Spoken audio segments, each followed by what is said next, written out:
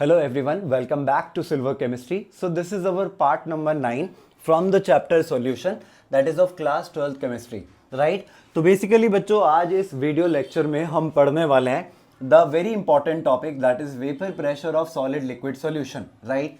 Last video lecture में हमने पढ़ा था बच्चों the vapour pressure of liquid solution, जिसमें हमने फर्स्ट केस डिस्कस करा था जहां पर जो हमारे पास दो कंपोनेंट्स थे वो दोनों के दोनों वॉलेटाइल नेचर के थे and they both were liquid liquid component, right? आज के इस वीडियो लेक्चर में हम डिस्कस करेंगे बच्चों the vapour pressure of solid liquid solution, जहां पे हमारे पास दो कंपोनेंट्स होंगे और उसमें एक कंपोनेंट होगा आपका solute that will be solid and दूसरा कंपोनेंट होगा liquid that will be of volatile nature, right? Last video में जब हमने डिस्कस करा था the vapour pressure of liquid solution, जहां दोनों कंपोनेंट्स लिक्विड लिक्विड थे and they were of volatile nature, वहां से हमने कुछ फार्मूलाज डिराइव करे थे, like Raoult's law related formulas and कुछ total vapour pressure, then y1 y2 निकाला था, chi1 chi2 निकाला था। तो वो बहुत ही इंपॉर्टेंट फार्मूला है, एक बार उनको जाके रिव्यू कर लेना, राइट?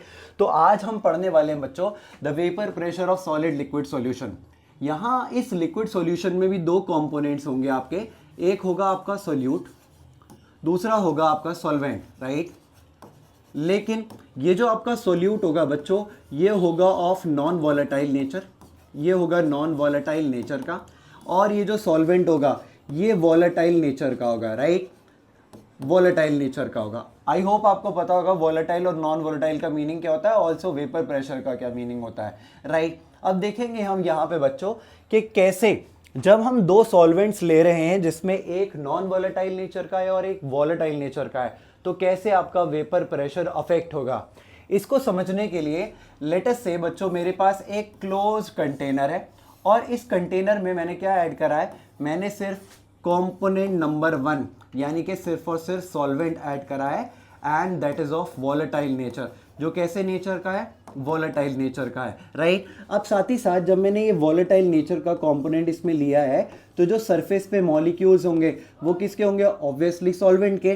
तो ये सॉल्वेंट के मॉलिक्यूल्स क्या करेंगे बच्चों, ये वेपराइज करेंगे, राइट? ये वेपराइज करेंगे एंड इनके वेपर्स ये वेपर्स में कन्वर्ट हो जाएंगे, राइट? और जब ये स्टेज पे पहुंच जाएंगे, एट इक्विलिब्रियम पे पहुंच जाएंगे, तो ये वेपर्स ये कंट्रीब्यूट करेंगे इन द वेपर प्रेशर, मतलब ये वेपर प्रेशर एक्सर्ट करेंगे इस कंपोनेंट नंबर 1 के सॉल्यूशन पे, राइट? लेकिन बच्चों जैसे ही मैंने क्या करा, मैंने इस सॉल्यूशन के अंदर जिसमें अभी तक सिर्फ कंपोनेंट नंबर 1 था, अब की बार मैंने क्या करा, इसमें ऐड कर दिया बाहर से नॉन वॉलेटाइल सोल्यूट यानी कि non volatile component. Let us से मैंने शुगर ऐड करी, राइट? अब क्या होगा यहाँ, अब इस सॉल्यूशन के अंदर यानी कि जिसमें सॉल्यूट भी है और सॉल्वेंट भी है, तो सरफेस पे मॉलिक्यूल्स जो होंगे अब सिर्फ और सिर्फ सॉल्वेंट के नहीं होंगे बल्कि कुछ मॉलिक्यूल्स ऑन द सरफेस अब आपके सॉल्यूट के भी होंगे and that solute that is sugar is of non volatile nature, वो नॉन वॉलेटाइल नेचर का होगा।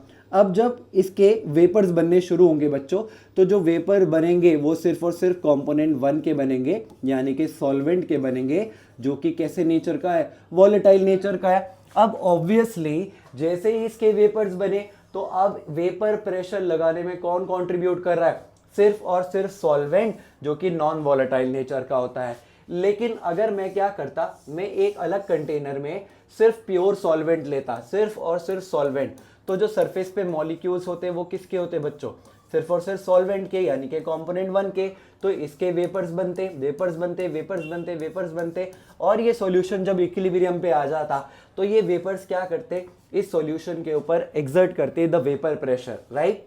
अब इन दोनों केसेस में जरा देख के बताओ, केस फर्स्ट में और केस सेकंड में कौन सा सॉल्यूशन, ये वाला सॉल्यूशन या फिर ये वाला सॉल्वेंट ज्यादा वेपर प्रेशर लगा रहा है? तो you will say obviously container number 2, क्योंकि यहाँ पे more and more vapours are formed of solvent which is of volatile nature, तो ये ज्यादा से ज्यादा वेपर प्रेशर एक्सर्ट करेंगे इस लिक्विड सॉल्यूशन के ऊपर, राइट? या फिर इस लिक्विड के ऊपर, राइट? सिमिलरली यहाँ का जो वेपर प्रेशर है, अब क्योंकि कुछ सरफेस ऑक्यूपाई कर लिया गया है सोल्यूट के द्वारा एंड सोल्यूट नॉन वॉलेटाइल था, तो ये वेपर प्रेशर को क्या करेगा, रिड्यूस कर देगा, राइट? सिमिलरली यहां से फ्रॉम द इक्वेशन अगर मैं रॉल्स लॉ ड्राइव करूं तो you will say that sir ये जो पीटी है ये पीटी जो है ये डिपेंड करेगा, PT depends on, PT in the sense total vapour pressure depends on only component one, and that is your solvent. तो कैन आई से कि सर जैसे फ्रॉम द राउट्स लॉ, क्या मैं राउट्स लॉ का फॉर्मूला ड्राइव कर सकता हूँ फॉर दिस सॉल्यूशन, यानी कि कंटेनर नंबर 1? तो you will write that sir P1 यानी कि vapour pressure of component 1 is directly proportional to its mole fraction, right? अब यहां से क्या करेंगे, प्रोपोर्शनैलिटी का साइन हटाएंगे और एक कांस्टेंट इंट्रोड्यूस करेंगे which is nothing but P1 not, and this is your formula for this solution which has a non-volatile solute and a volatile solvent. This is your Raoult's law formula. साथ ही साथ आप कह सकते हो बच्चों that PT यानी कि total vapour pressure of this solution, जिसमें एक वॉलेटाइल कंपोनेंट है और एक नॉन वॉलेटाइल कंपोनेंट है, तो टोटल वेपर प्रेशर सिर्फ और सिर्फ किस पे डिपेंड करेगा, सिर्फ vapour pressure of component number 1 के, क्योंकि कंपोनेंट नंबर 2 के तो वेपर्स ही नहीं बन रहे, तो सिर्फ और सिर्फ टोटल वेपर प्रेशर किस पे डिपेंड कर रहा है, the vapour pressure of component number 1। साथ ही साथ में यहां से एक चीज और याद रखना बच्चों कि ये जैसे जैसे जितना अमाउंट का सॉल्यूट मैं बढ़ाऊंगा तो मोर एंड मोर सॉल्यूट के molecules will occupy the surface, thereby वो क्या करेंगे, वेपर प्रेशर को डिक्रीज कर देंगे।